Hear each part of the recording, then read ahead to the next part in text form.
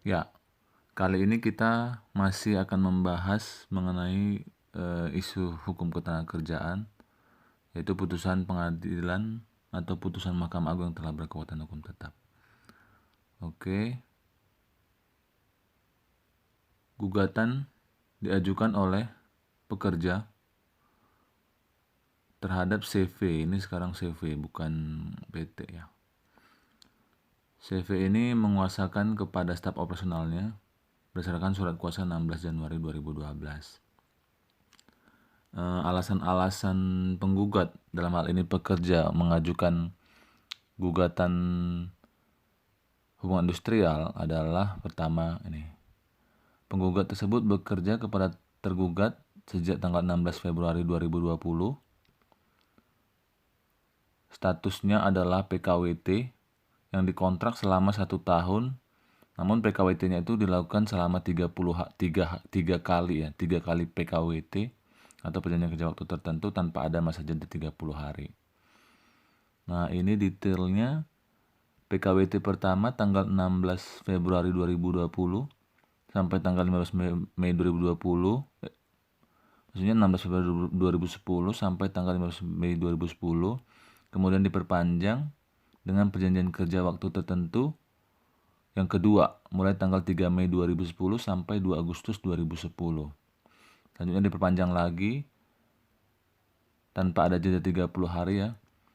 2 Agustus dimulai 2 Agustus 2010 sampai 2 Februari 2010. Berdasarkan undang-undang yang dikutip oleh penggugat 13/2003 pasal 59 ayat 7. Ini.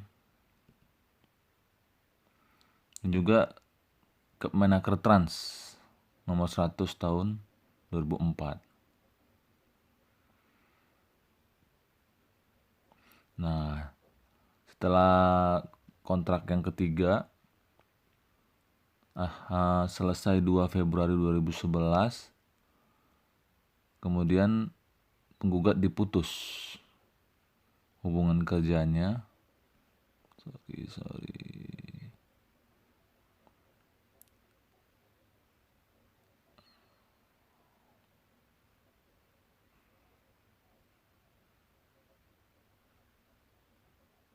Nih, 2 Februari 2011 tergugat melakukan PHK terhadap penggugat dengan alasan perjanjian kerja berakhir.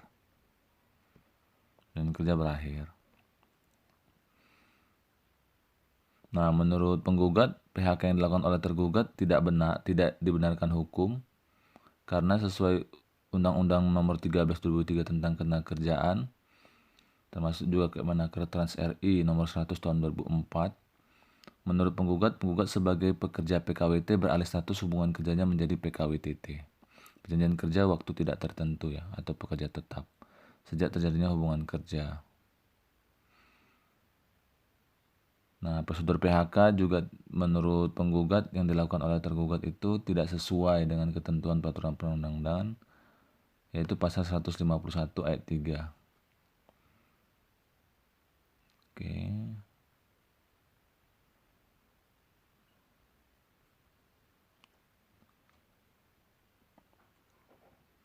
Nah, atas pemutusan hubungan kerja tersebut, penggugat telah mengajukan mediasi kepada tergugat. Namun tidak tercapai kesepakatan, maka penggugat mendaftarkan perselisihan tersebut ke Disnaker Kota Surabaya. Nah, mediator pada Disnaker Kota Surabaya telah melakukan anjuran pada tanggal 4 Agustus 2011 yang isinya adalah agar pengusaha memanggil pekerja secara tertulis, kemudian agar pengusaha membayar upah pekerja selama tidak dipekerjakan, yaitu mulai Februari 2011 sampai Juli 2011 sebesar 100%. Oke, terhadap anjuran mediator tersebut, penggugat menerima dengan alasan-alasan sebagai berikut. Nih.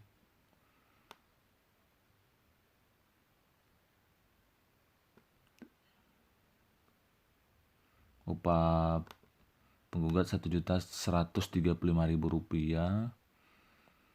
Kemudian penggugat juga diberikan cuti waktu tahunan ya, tuntutan cuti tahunan selama 12 hari yang belum gugur, yang kalau diuangkan sejumlah Rp544.800.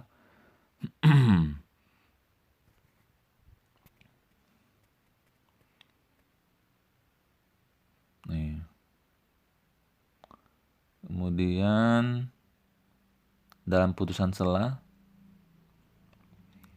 penggugat meminta kepada mendalilkan bahwa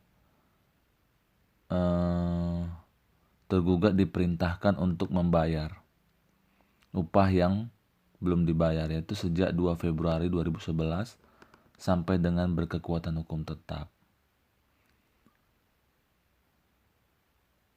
Ini adalah tuntutan-tuntutan penggugat yang diajukan ke Pengadilan Hubungan Industrial pada Pengadilan Negeri Surabaya. Yang pertama, mengabulkan permohonan putusan sela yang dimohonkan penggugat, menghukum tergugat untuk membayar kepada penggugat secara tunai seluruh upah penggugat sebesar Rp1.135.000 terhitung tanggal 2 Februari 2011 sampai dengan perkara ini berkekuatan hukum tetap. Kemudian dalam pokok perkara, penggugat menuntut 6 poin. 1, 2, ini yang ketiga, menyatakan penggugat sebagai pekerja waktu tidak tertentu atau PKWT sejak hubungan terjadi. Juga meminta THR dibayarkan, THR tahun 2011 sejumlah sekian.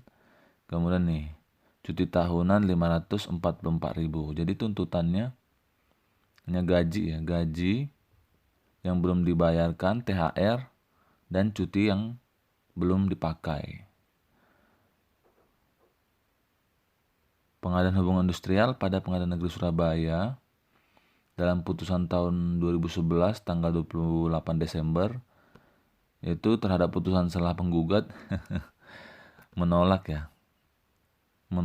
putusan sela penggugat, namun dalam pokok perkara ada 5 poin yang dikabulkan, yaitu mengabulkan gugatan penggugat sebagian.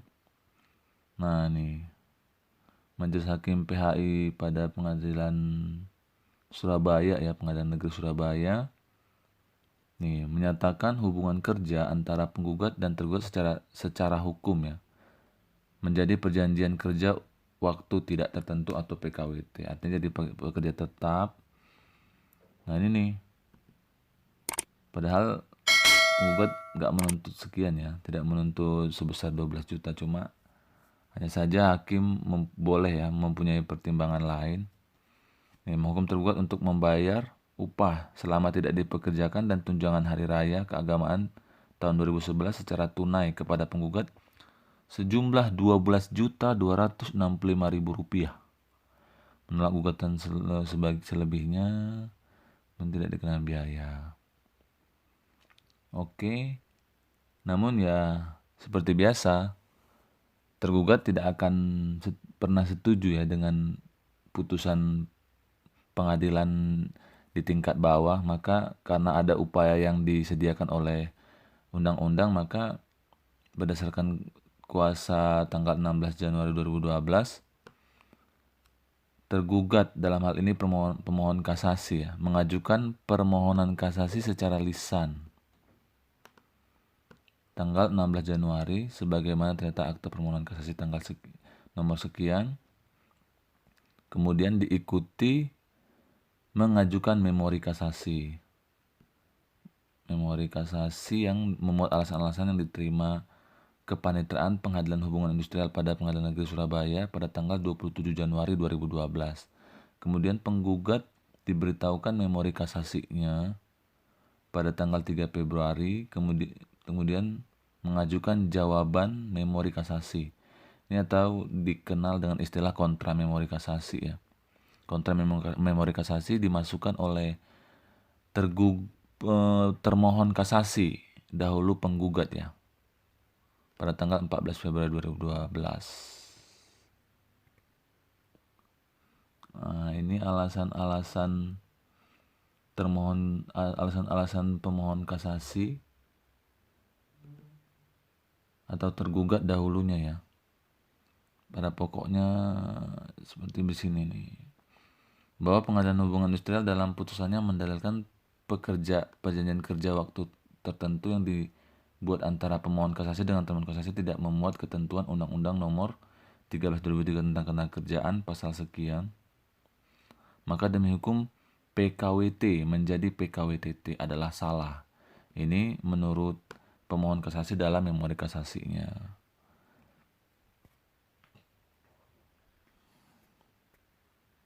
Kemudian ini dijelaskan lagi oleh pemohon kasasi bahwa PKWT pertama, kedua, dan ketiga kesemuanya untuk jangka waktu hanya 1 tahun.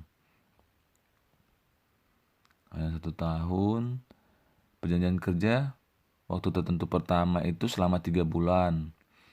Tanggal 15 Februari 2010 sampai 15 Mei 2010. Perjanjian kesepakatan kerja waktu tertentu kedua selama 3 bulan juga, yaitu tanggal 3 Mei 2010 sampai 2 Agustus 2010.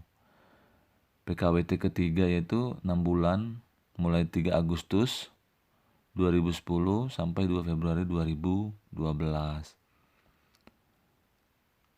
Menurut pemohon kasasi itu tidak ada yang dilanggar karena perjanjian kerja untuk waktu tertentu yang didasarkan atas jangka waktu tertentu dapat diadakan paling lama 2 tahun dan hanya boleh diperpanjang 1 kali untuk jangka waktu paling lama 1 tahun atau dalam kurung jangka waktu 3 tahun. Ini dalil pemohon kasasi ya, alasan-alasannya. Tuh. Sehingga perjanjian kerja waktu tertentu yang dimuat oleh pemohon kasasi dan termohon kasasi ini menurut pemohon kasasi telah sesuai dengan ketentuan. Kemudian sifat pekerjaannya juga menurut pemohon kasasi juga sifat pekerjaan yang dibolehkan dibuat berdasarkan perjanjian kerja waktu tertentu.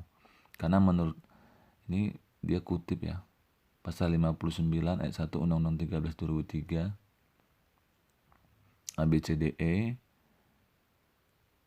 Nah, dia jelaskan nih, selain daripada itu, jenis pekerjaan yang dilakukan oleh termohon kasasi sebagai operator pada pemohon kasasi yang bergerak di bidang percetakan adalah jenis pekerjaan yang berdasarkan order atau pesanan yang sifatnya musiman,